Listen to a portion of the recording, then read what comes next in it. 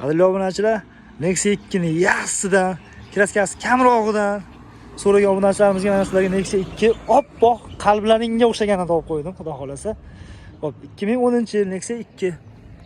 To'rtta balon zo'r holatda, egalari turibdi. Egalaridan premyo general davrnisa ostlaring ham bo'ladi, xudo xolasa. Hop. To'ychon turizmga yuribdi-yu, lekin sosteniyani mana shu endi chotga o'tirdi. Evakor poli, yangi chexol. Hop, maydaxonlar o'ziniki ekan, lekin pataloy hamma yo'q chotki, zo'r holatda mijgar pultlarigacha bor ekan.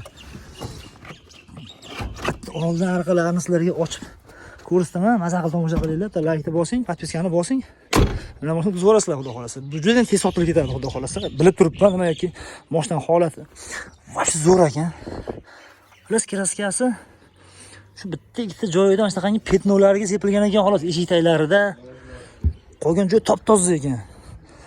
Moshina endi vash zo'r holat turibdi. Xudo xolasa ko'ring. Bozordan ham topolmaysiz buni. Bunda propan bor ekan. Aka, bu dokumentda propanmi, dokumentda metanmi?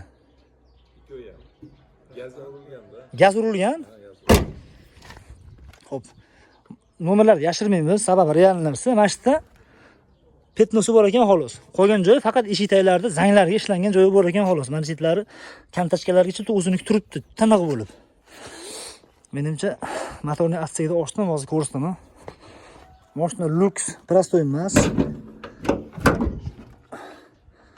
Xo'p, gibrid 8 klapli, zo'r holat turibdi. Gemoroylarni ham ko'rsataymi?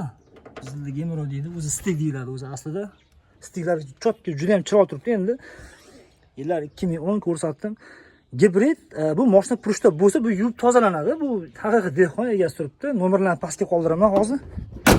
Telefon qilib, ko'rib olib ketsalar mumkin. Oxirgi bo'ladigan narxini, shunday qo'liga tegadigan narxini $4100 ga beriladi. 4100 ga. Menimcha 2010 yomon holatda emas, salkam radnoy mashina.